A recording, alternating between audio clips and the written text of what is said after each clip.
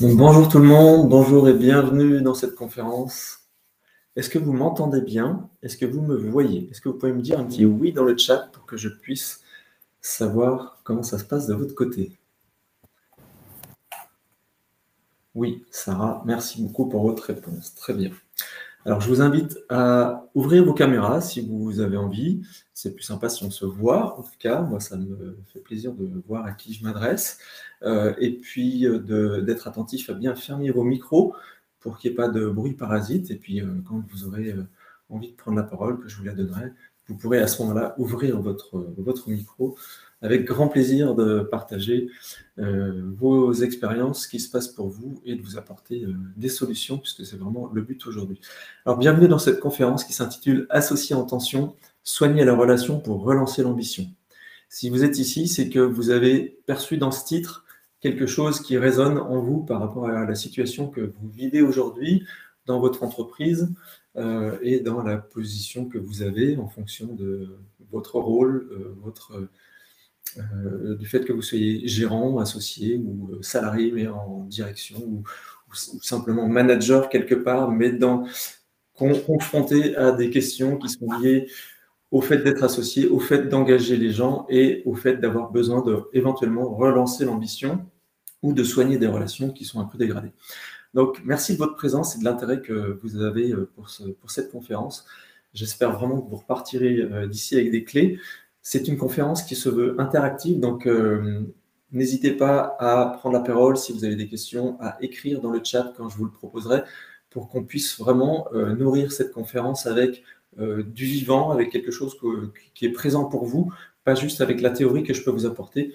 Malgré toute l'expérience que j'ai, ça ne resterait que théorique si vous n'étiez pas présent, participant à cette conférence. Donc je vous invite vraiment à prendre partie dans cette conférence, à prendre la parole, etc.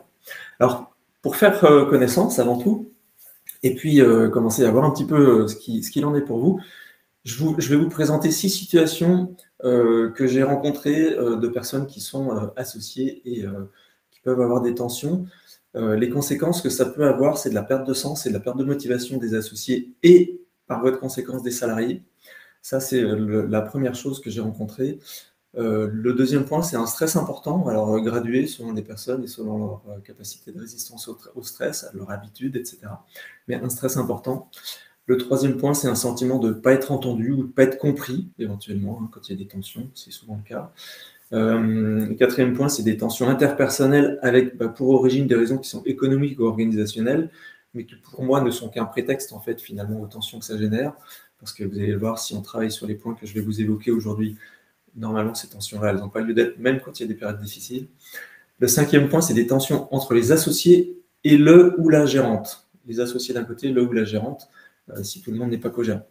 Et puis, souvent, l'envie de claquer la porte et de faire autre chose que cette aventure entrepreneuriale, mais avec un sentiment d'être coincé par le fait d'être copropriétaire de l'entreprise et du coup de ne pas pouvoir partir si facilement, et en même temps d'avoir un sentiment de gâchis si on devait partir maintenant.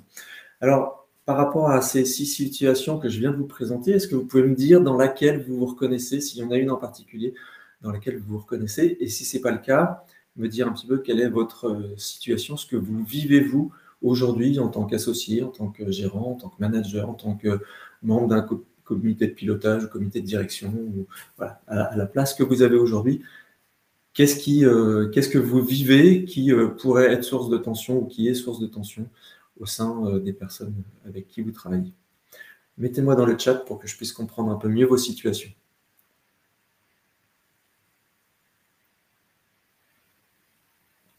Alors, pendant que vous mettez ça hein, dans le chat, je vais simplement vous préciser un peu d'où viennent ces troubles, en fait, toutes ces difficultés, en gros, ces tensions ou ces dégradations relationnelles, souvent, elles viennent d'un manque ou de l'absence complète hein, d'éléments qui sont essentiels, constitutifs de la bonne santé d'une entreprise, pilotés par plusieurs associés ou par plusieurs co-gérants.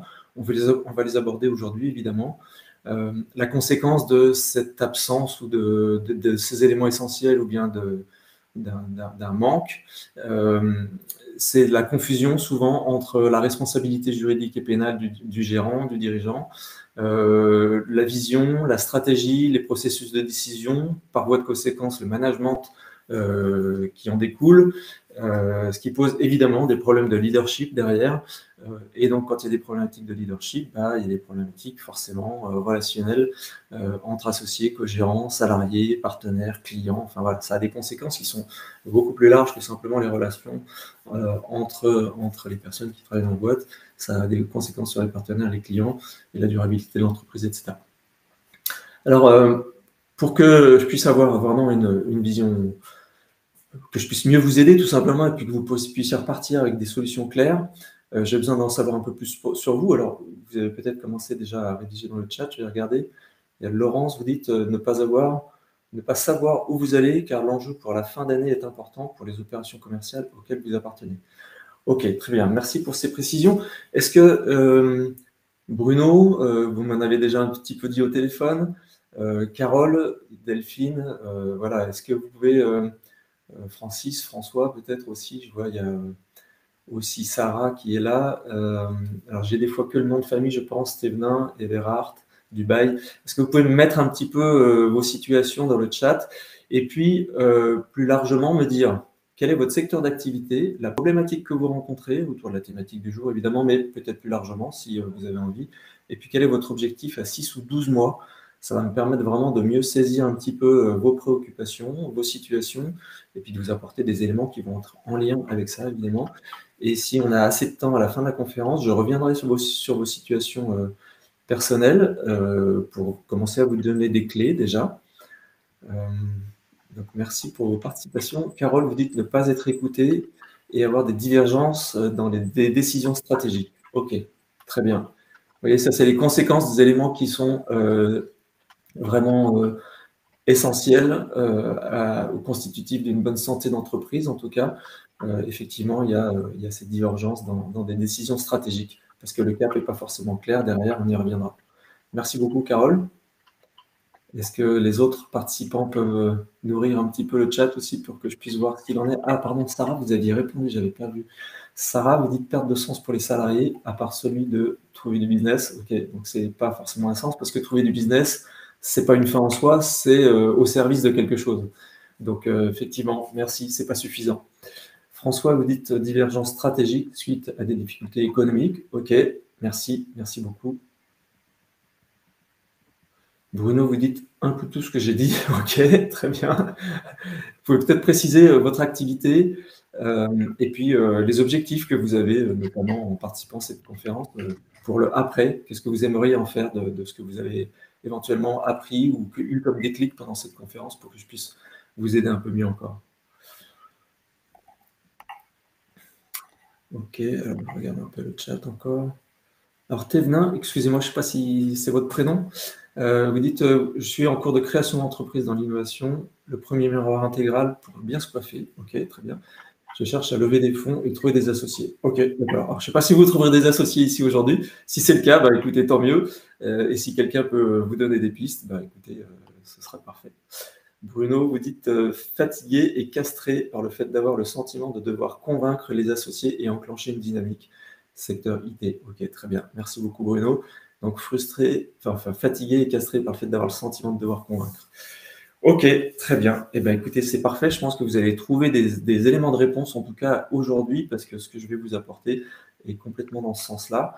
Laurence, vous dites une pression commerciale énorme, des difficultés économiques, domaine des produits actifs, pharma. Ok. Quels sont vos objectifs à 6 mois ou 12 mois? Là, dites-moi un petit peu chacun, qu'est-ce que vous aimeriez atteindre, réaliser?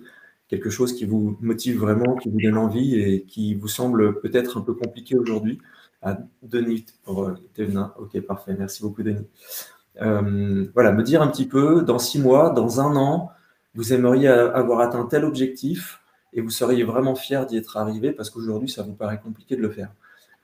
Qu'est-ce qui serait vraiment challengeant pour vous de faire? Parce que si vous avez ça, vous allez avoir un moteur déjà pour vous permettre de dépasser des choses qui vous semblent compliquées aujourd'hui. En tout cas.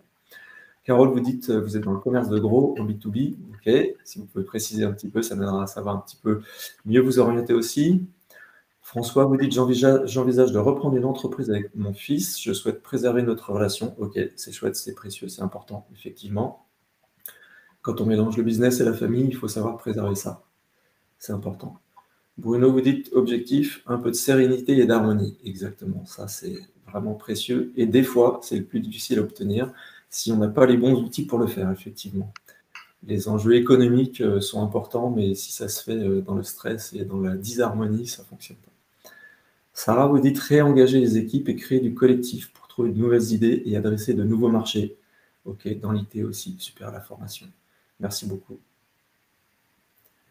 Denis, vous dites rattraper la commande loupée de 500 000 miroirs pour un groupe d'hôtels de luxe. Ok, ça veut dire trouver un autre client qui va vous faire ces 500 000. Ok, ou en tout cas trouver une solution pour que ce ne soit pas un échec, mais que ce soit un apprentissage. Hein. Là, vous avez loupé quelque chose, vous avez peut-être l'occasion d'apprendre de ce que vous avez loupé pour ensuite que ce soit un petit peu différent.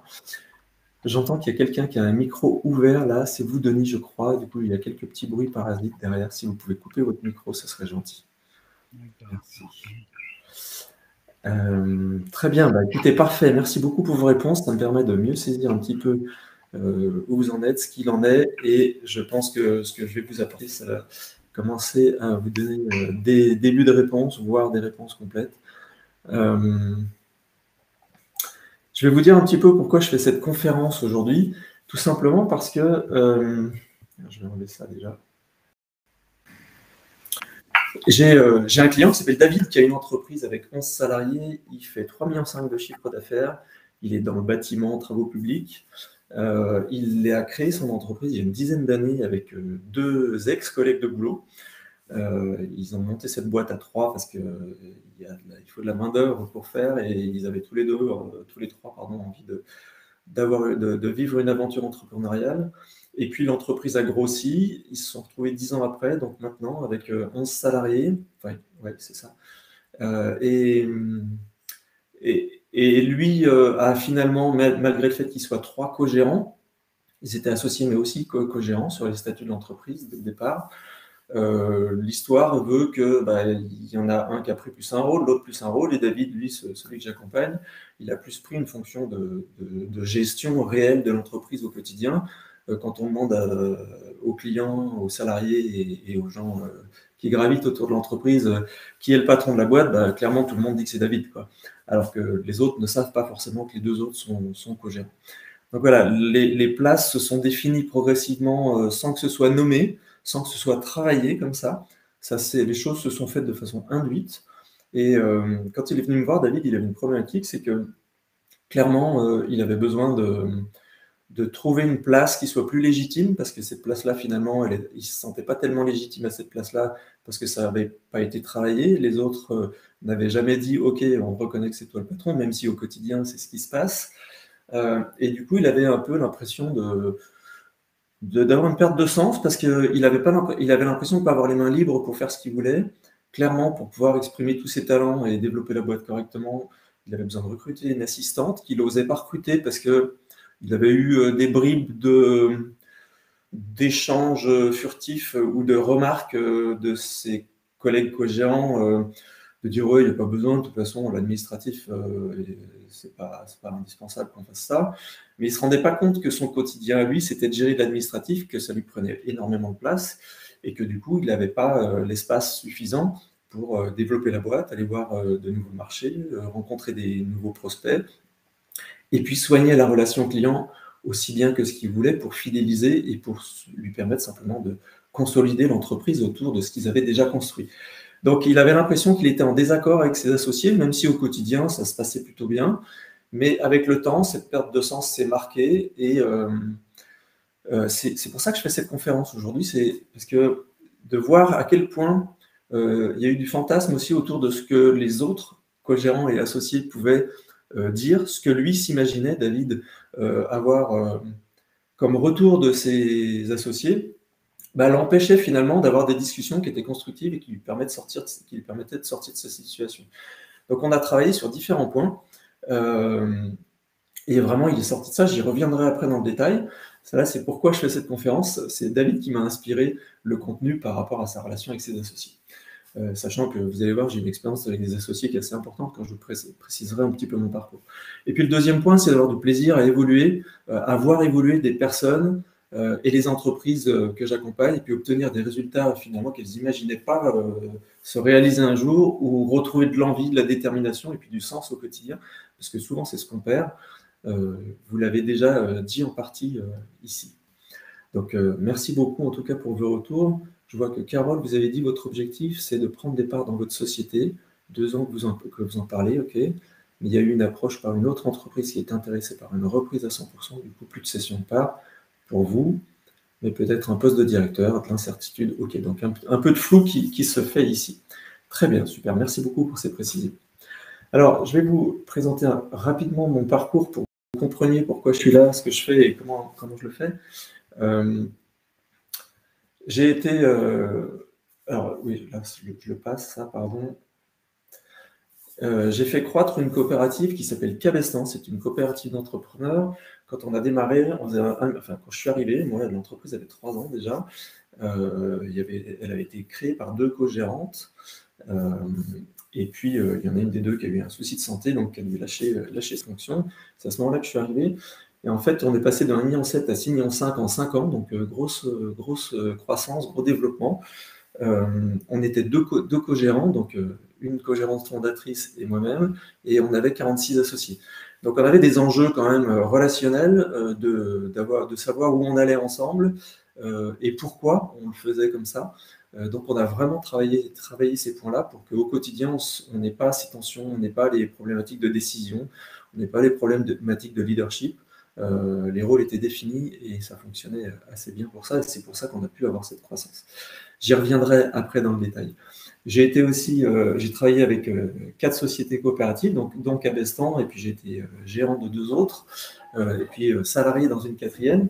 J'ai vécu une crise de gouvernance dans laquelle il y avait 120 associés, donc ça forge un peu l'expérience et ça donne des outils pour la suite, pour sortir de ces situations-là. Moi, à ce moment-là, dans cette boîte, j'étais associé, mais pas dirigeant. Et puis, les 2 dernières, donc une reprise au tribunal avec 5 associés. Là, pour le coup, j'étais gérant. J'ai été gérant de la reprise par les salariés. Et puis, une transmission d'entreprise aussi avec 12 salariés. Une entreprise historique qui avait 35 ans. Les dirigeants de l'époque, fondateurs, quittaient l'entreprise pour partir à la retraite. Et moi, je suis arrivé pour faire cette reprise et donc pour monter un nouveau projet avec les 12 associés qui étaient encore là. Et donc, on a travaillé sur certains sujets que je vais préciser plus tard. Et comme vous le voyez, j'ai une expérience d'accompagnement de plus de 850 dirigeants d'entreprise avec des équipes d'associés. Donc voilà, aujourd'hui, ça me permet quand même d'avoir un feedback sur pas mal de situations et de vous apporter les éléments que je vous présente aujourd'hui. Alors, aujourd'hui, je vais vous expliquer pourquoi et comment soigner la relation entre associés et co-gérants, ce qui aura pour effet de relancer l'ambition. Et puis, je vais échanger avec vous en fin de conférence pour apporter un début de réponse à vos cas particuliers en complément de ce que je vais vous apporter. Ça va vous permettre à chacun en fait, de vous projeter en vous nourrissant des expériences des autres aussi. Déjà, vous avez participé aujourd'hui, c'est très bien. Ça permet aux autres aussi de voir ce qui se passe ailleurs. Et puis, il pourra y avoir un suivi individuel après la conférence, gratuit. Vous pouvez prendre rendez-vous sur le bouton, cliquez ici, là, le bouton rouge. Tout simplement pour vous apporter des réponses qui sont vraiment personnalisées aux situations que vous rencontrez de façon spécifique dans vos entreprises.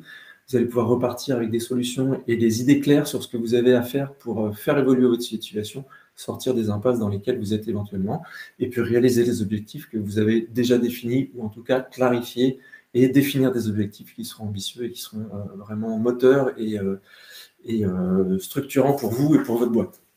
Voilà. Alors, pourquoi est-ce qu'il est important de soigner la relation? Tout simplement parce que, je vais revenir là-dessus après, ça permet de réduire le stress qui est important chez les associés, chez les dirigeants. Vous le dites vous-même, ça crée des tensions, c'est jamais très agréable. Et quand on ne passe pas des bonnes nuits, c'est difficile de travailler dans de bonnes conditions, d'avoir une vie personnelle aussi équilibrée. Enfin voilà, tout ça est compliqué quand on a du stress et des préoccupations liées au travail, liées aux relations qui ne sont pas bonnes. Ça permet de construire des coopérations qui sont durables et dans le plaisir surtout. Parce que durable, parce qu'on est pieds et poings liés avec du capital dans une entreprise.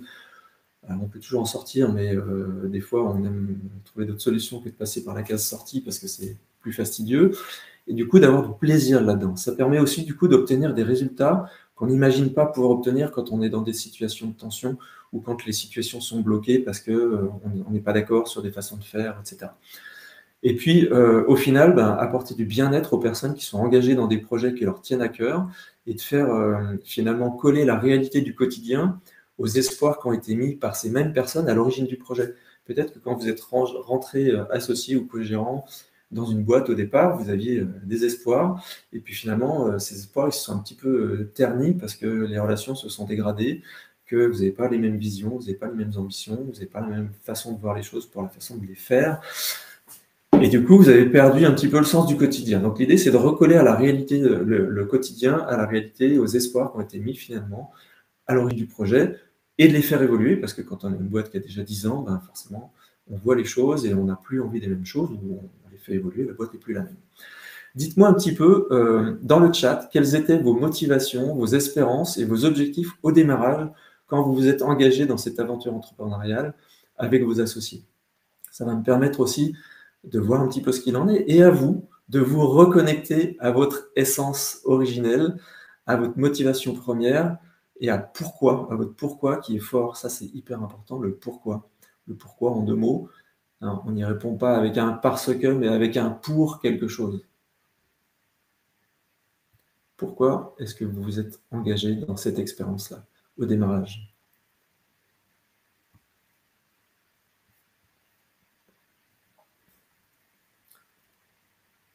Alors Delphine, vous devez quitter la conférence, très bien, pas de souci. Prenez contact, prenez rendez-vous, on pourra en parler en direct et je pourrai vous apporter des éléments que vous n'aurez peut-être pas eu aujourd'hui. Je vous souhaite une bonne journée. Au revoir Delphine. Alors Bruno, vous dites que les associés sont arrivés après la création. Ok, il s'agit, c'est pour moi de fidéliser d'une part et d'avoir de l'aide d'autre part pour répartir la charge de travail. Ok. Et au final, j'ai cru comprendre que le résultat n'est pas tout à fait celui que vous visiez, aujourd'hui en tout cas. On rentrera un peu plus dans le détail après, si vous voulez, pas de souci. Ok, merci en tout cas pour votre réponse. Sarah, vous dites je suis salarié, donc c'est un peu différent, mais au démarrage, l'idée était d'être au service du public dans le monde de la formation et de l'éducation et de pouvoir proposer de nouveaux outils performants pour faciliter la vie des utilisateurs. Ok, très bien. Donc là, il y a une raison d'être qui est assez claire, c'est bien. La question, c'est est-ce qu'elle est partagée entre tous? Ok, vous dites, alors, Eberhard, sur invitation en équipe, on est plus fort. Je ne suis pas sûr de bien comprendre.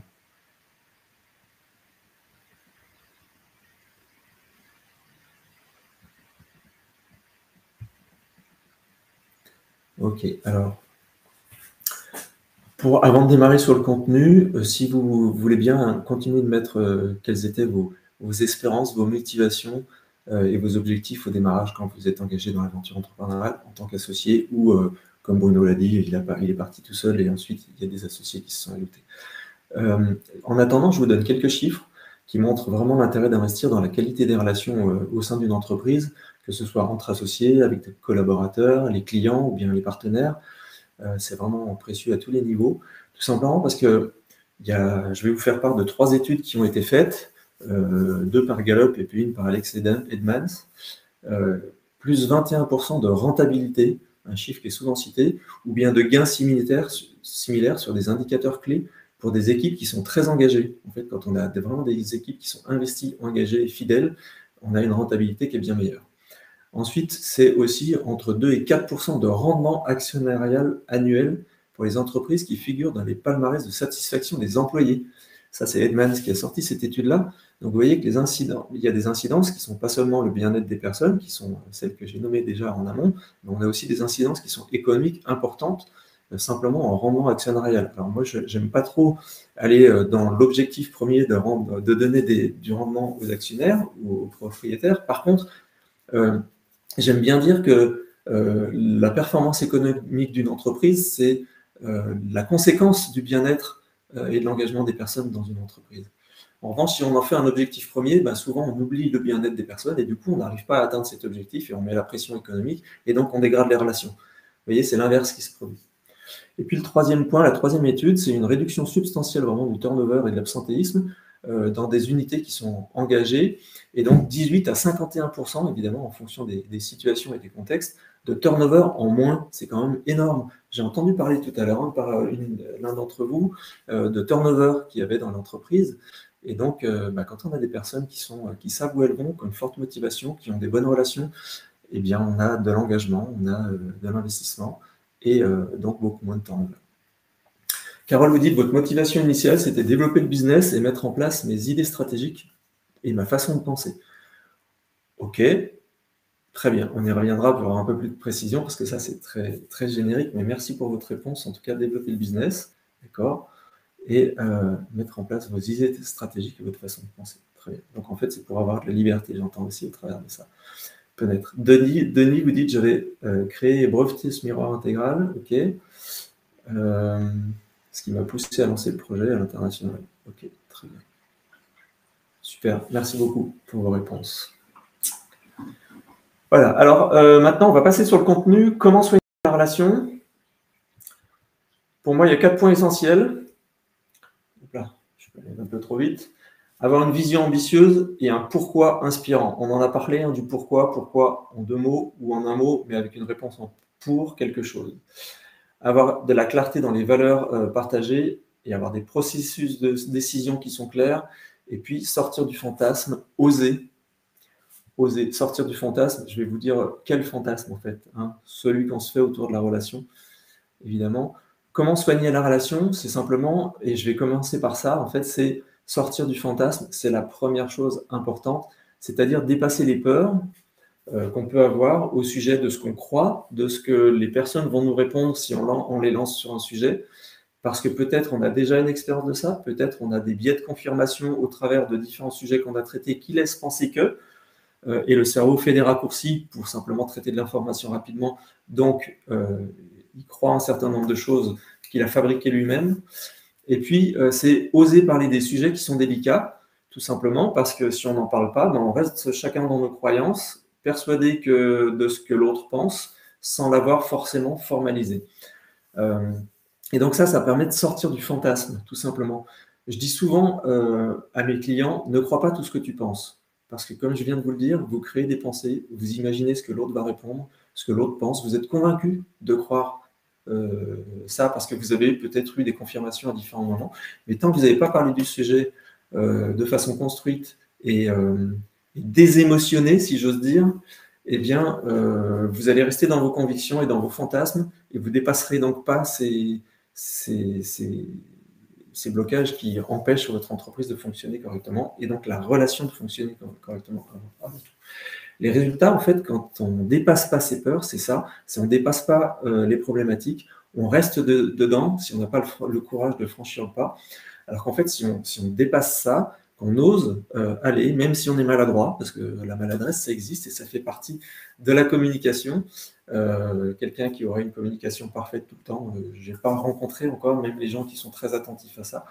En revanche, d'avoir le courage de dépasser ça, de le poser de façon simple aussi, sans prétention, sans penser tout savoir et avoir la réponse à tout, mais dans l'ouverture, eh bien, ça permet justement de débloquer pas mal de situations. Et je vous parlais tout à l'heure de David qui m'a inspiré cette conférence. Quand je lui ai suggéré et qu'on est arrivé finalement à la solution de « Ah ben en fait, il faut que je parle avec mes associés et de façon tranquille », son retour, ça a été « Ah ben finalement, ça a été beaucoup plus facile que ce que je croyais ».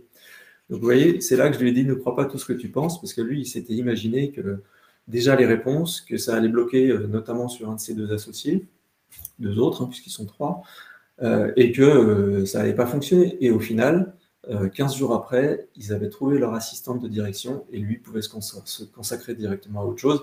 Ça a débloqué complètement la situation, le fait d'aller parler avec ses associés. Et ça, c'était que le départ. Je vous raconterai un peu la suite après. Donc ça, c'est le premier point. C'est dépasser les peurs et oser parler des sujets qui sont délicats pour sortir du fantasme, tout simplement. Est-ce que vous comprenez ce que je vous raconte? Est-ce que vous percevez qu'il y a quelque chose de cet ordre-là dans ce que vous vivez aujourd'hui? Si quelqu'un a envie d'ouvrir son micro et de partager quelque chose autour de ça, ce sera avec grand plaisir parce que je vais peut-être pouvoir vous apporter des éléments complémentaires. Est-ce que quelqu'un a envie d'ouvrir le micro? Allez, osez. Pour oser parler des sujets délicats, il faut oser prendre la parole aussi des fois, sans vous exposer à des choses qui seraient confidentielles ou délicates pour vous. En tout cas, vous êtes ici globalement tous en recherche de solutions. Et quand on partage des solutions avec les autres, bah, finalement, ça libère la parole, ça facilite les choses et ça rend moins difficile là où ça paraît parfois compliqué. Donc, surtout, osez ouvrir vos micros, prendre la parole. Ça sera utile pour vous déjà, je pourrais vous aider et ça sera utile pour les autres qui sont présents ici. Quelqu'un? Personne? S'il n'y a personne, je passe au sujet suivant, mais je reviendrai vous chercher sur un autre sujet, soyez-en sûrs. Ok, alors le point d'après qui est hyper important, c'est de partager une vision d'avenir claire et un pourquoi fort. On a déjà un peu parlé tout à l'heure. Si vous avez une vision qui est claire, qui est définie collectivement et qui est partagée, donc, de fait, hein, parce que si elle est définie collectivement, mais j'ai aussi accompagné un couple, un couple dans la vie, mais qui est aussi associé dans le business. Le fait d'avoir une vision claire leur a permis de la partager avec leurs salariés et puis ensuite de la transformer et de l'améliorer.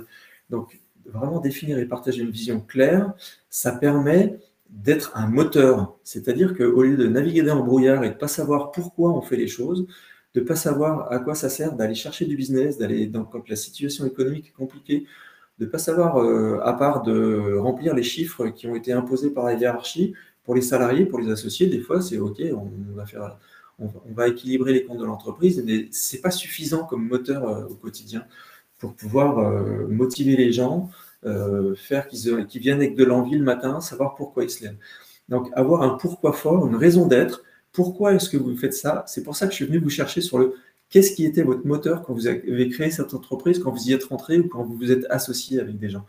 Voilà, ça permet vraiment de se reconnecter à ça ou de se connecter à un nouveau pourquoi, parce que l'ancien est peut-être dépassé, il est peut-être daté, peut-être qu'il n'a plus lieu d'être aujourd'hui ou qu'il a été réalisé et que maintenant il faut passer à un second souffle, à passer à un nouveau cap de l'histoire de l'entreprise et savoir définir cette vision d'avenir qui soit clairement définie avec des mots vraiment écrites, une vision écrite, c'est hyper précieux. Si on ne l'a pas, on navigue dans le flou, on a un objectif économique mais sans savoir pourquoi on y va. Du coup, on va remettre en question les décisions, on va avoir de la défiance de la part des associés ou de la part des salariés, on va avoir des clients qui vont sentir le flou qu'il y a dans l'entreprise, et donc il y aura une perte de clientèle, une perte de confiance des salariés, des tensions qui vont se générer, etc. Donc c'est hyper important d'avoir ça. Écoutez Bruno, je vous souhaite une bonne journée. Vous m'aviez prévenu que vous deviez partir un peu plus tôt. Avec grand plaisir de vous avoir au téléphone en tout cas, puisqu'on a déjà rendez-vous demain matin. Bonne journée. Voilà, donc vision claire. Je vous ai parlé du couple dont je vous ai tout à l'heure qui a partagé sa vision avec leurs salariés. Et du coup, je leur avais proposé un challenge de 6 semaines qui s'appelle Oser réussir, que je propose à mes clients. Je leur ai proposé à eux parce qu'il fallait qu'ils sortent d'une impasse. Et du coup, ils ont proposé ce challenge de 6 semaines à leurs salariés, qui s'est pris au jeu et qui est rentré avec eux. Mais vu qu'ils avaient déjà partagé finalement leur vision, d'aller venir la challenger pour dire voilà, nous on fait ce challenge-là de toutes les semaines, on va marquer, on va oser faire ça qu'on n'avait peut-être pas osé faire jusqu'à maintenant. Ben, cette semaine, on va le faire. Et ben, ils l'ont impliquée dedans, elle a joué le jeu, et donc ça crée une émulation au sein de l'entreprise, ça a créé des challenges entre eux, et ça a créé une ambiance hyper sympa parce qu'ils ne sont pas dans le jugement, ils sont dans OK, on a droit à l'erreur, donc de ne pas réussir ce qu'on engage.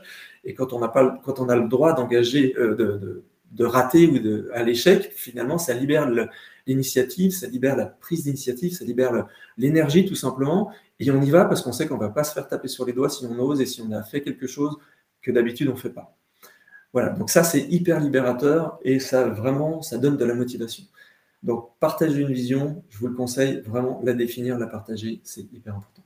Ça c'est le premier point, enfin le deuxième point, pardon, parce qu'il faut d'abord dépasser ses peurs et aller oser parler et poser les sujets délicats. Le troisième point, du coup, c'est s'accorder sur les valeurs qu'on souhaite voir s'incarner dans l'entreprise et sur la manière dont on souhaite les incarner. Tout simplement parce qu'on peut avoir des valeurs qui sont a priori les mêmes ou qu'on croit partager. Et puis au final, dans le quotidien, on se rend compte que ce n'est pas tout à fait ça. Il y a des choses sur lesquelles on n'est pas d'accord. Ça crée des tensions, ça crée des désaccords qu'on ne sait pas résoudre parce qu'on n'a pas identifié que ça venait d'une valeur qui n'était pas partagée. Donc savoir quelles sont les valeurs qu'on partage et puis aussi, ça fait partie du jeu, ça, de savoir quelles valeurs on ne partage pas, sur lesquelles on n'est pas d'accord. C'est hyper important tout simplement parce que si vous êtes au clair sur les valeurs que vous partagez, ça permet de savoir comment vous allez réaliser la vision, sur quoi vous allez vous appuyer, sur quel socle, parce qu'ensuite, une fois qu'on a défini la valeur, eh bien, on va définir comment est-ce qu'on incarne cette valeur. Ou bien au contraire, qu'est-ce qu'on ne tolère pas dans l'entreprise comme comportement de la part des gens qui y travaillent, qu'ils soient gérants, associés, salariés, partenaires, c'est la même chose. Ça permet aussi de choisir ses clients. On y reviendra.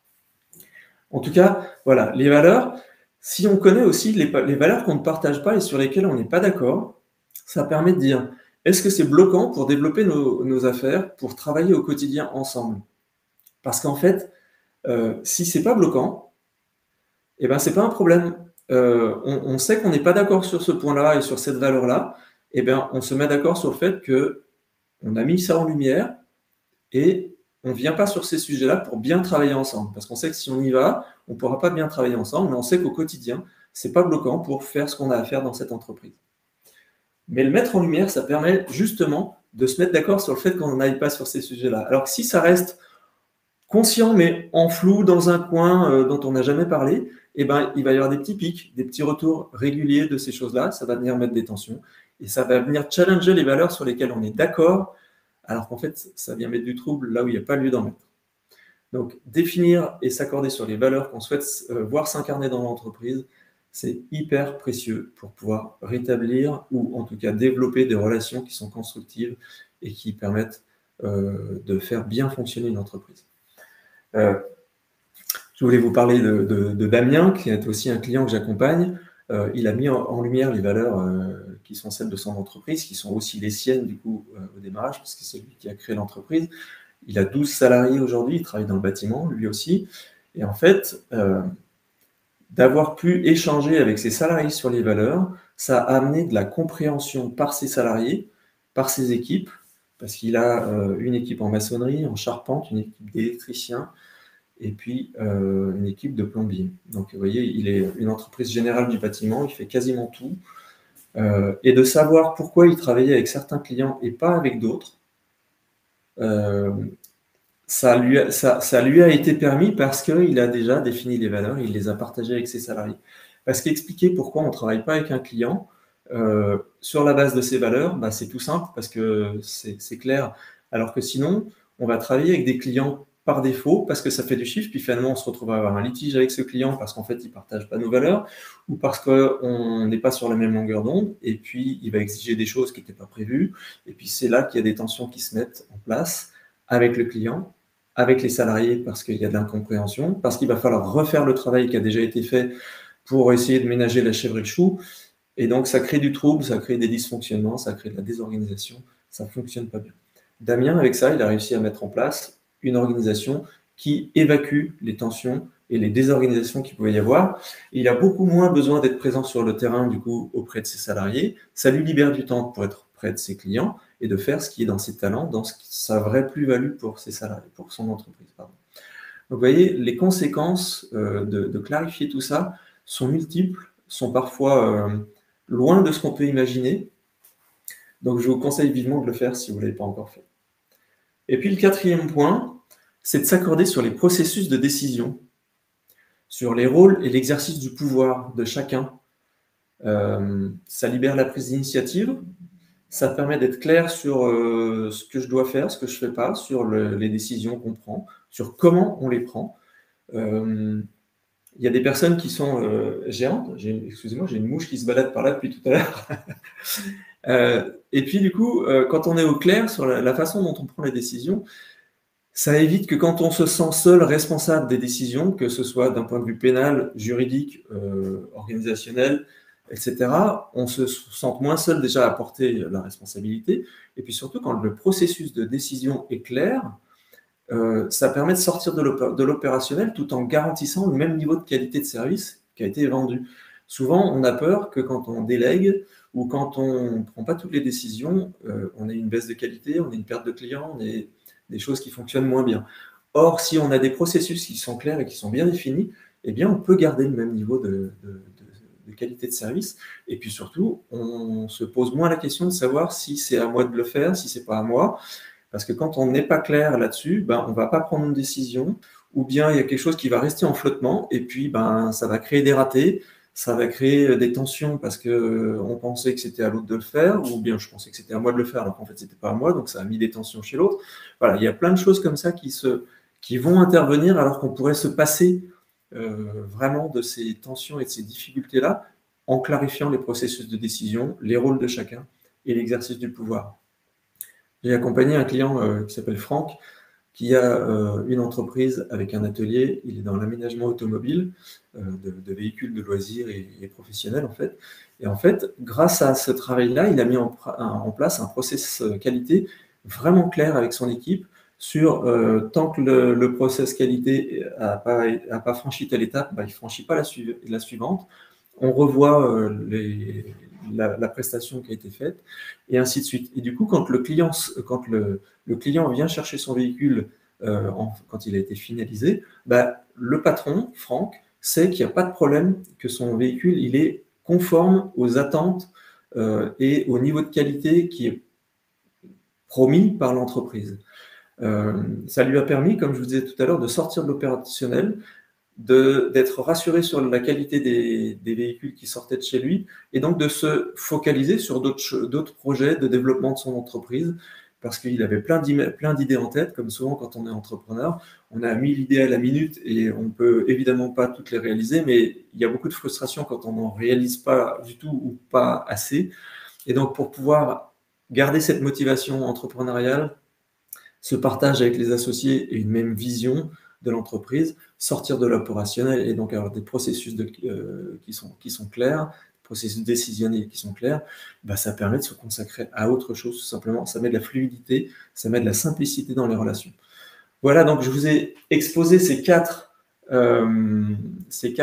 points qui me semblent vraiment essentiels, clés pour sortir des relations qui sont tendues, pour améliorer les choses, pour obtenir les résultats dont on a parlé tout à l'heure, dépasser les peurs, donc oser parler des sujets délicats, sortir du fantasme, définir et partager une vision d'avenir qui soit claire, s'accorder sur les valeurs qu'on souhaite voir s'incarner dans l'entreprise, et puis s'accorder aussi sur les processus de décision, les rôles et l'exercice du pouvoir, pour que tout ça fonctionne correctement. Si on applique tout ça, vous allez trouver de la détente dans les relations, de la baisse de tension, du coup, par définition, une ambiance apaisée, et j'ai entendu tout à l'heure, puisque l'un de vous l'a dit, retrouver de la sérénité au travail, ça c'est hyper important. Et c'est souvent un objectif qu'on n'ose pas affirmer ou bien tout simplement verbaliser auprès des gens avec qui on travaille, parce qu'en fait, on croit qu'on va être bisounours ou je ne sais quoi. Donc, oser affirmer que l'objectif, c'est d'avoir de la sérénité, une ambiance apaisée, eh bien, ça peut apaiser tout le monde, rien que d'avoir cet objectif-là déjà. Il ne faut pas s'arrêter là, parce que sinon, vous n'allez pas passer pour quelqu'un qui n'a que des paroles, mais qui n'a pas les actes qui vont en face. Mais en tout cas, déjà, d'affirmer ça, ça va déjà souvent apaiser les choses, parce que vous allez mettre en route un système, un processus. Est-ce que vous avez des questions? Est-ce que vous voulez partager une expérience autour de ça? Ou tout simplement me dire avec quoi vous repartez, ce que ça vous a apporté, ce que je vous ai raconté aujourd'hui? Dites-moi un peu dans le chat ou ouvrez votre micro, ce sera avec grand plaisir d'échanger là-dessus.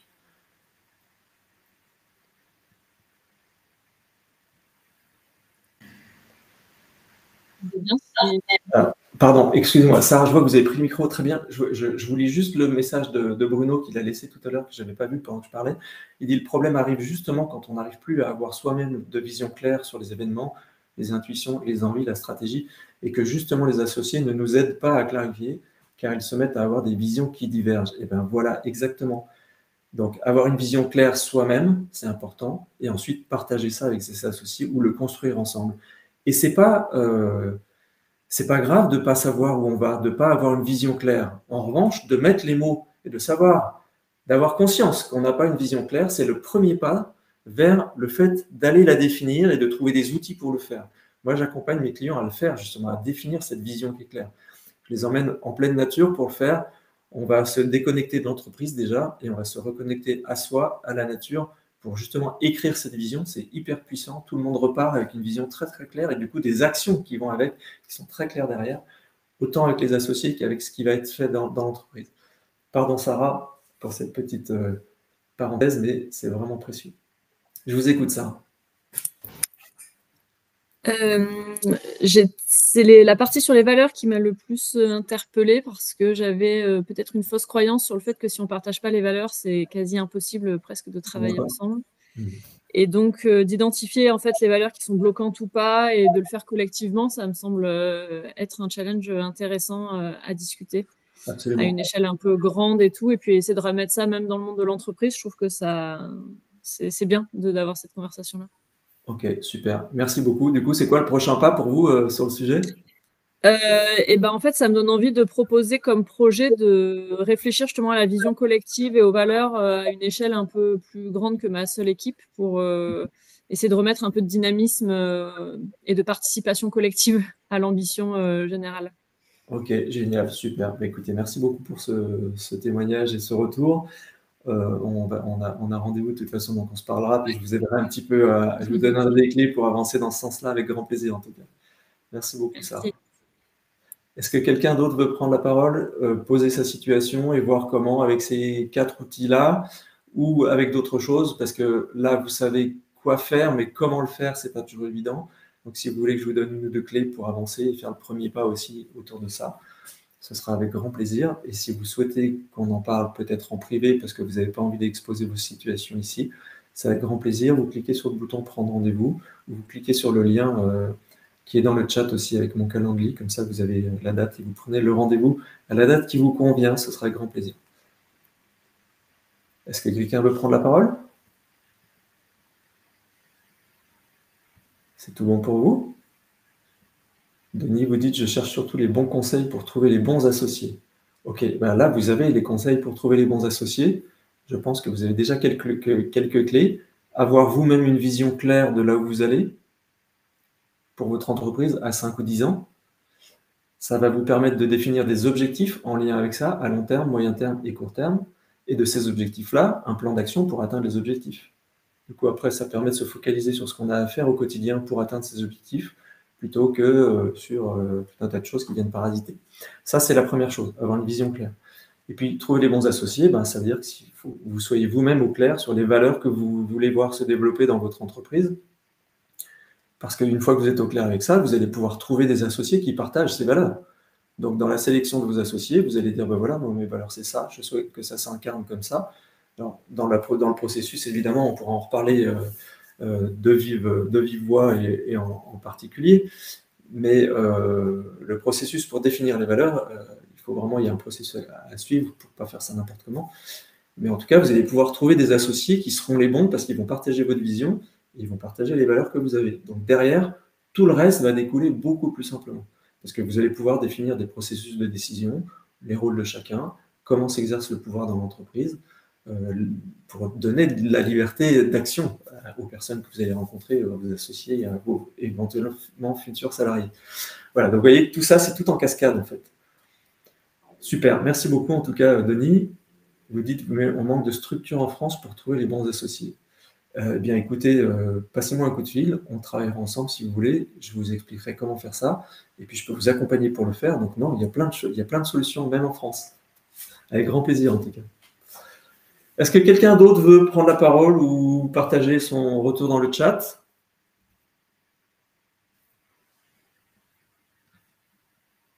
Eh bien, écoutez, il est 12h20, on a déjà dépassé de 5 minutes le timing, donc merci beaucoup de votre présence, merci de votre participation, et au plaisir d'avoir de vos nouvelles, de voir un petit peu ce que cette conférence vous a apporté. J'aime bien savoir dans 10 jours, 15 jours, qu'est-ce qui s'est passé pour vous, qu'est-ce qui a changé dans votre façon de fonctionner au quotidien, quel résultat vous avez obtenu avec ces outils-là. Ça me permet toujours d'améliorer mes conférences, de les nourrir et puis de les faire évoluer toujours pour que le service que je vous apporte soit le meilleur possible. Je vous souhaite le meilleur pour la suite. Je vous souhaite la meilleure réussite possible et au plaisir de se parler individuellement. Très bonne journée à tous. Merci beaucoup, Carole, pour votre retour. Merci aussi, Eddy. Merci, Sarah. Merci à tout le monde. Au revoir. Alors.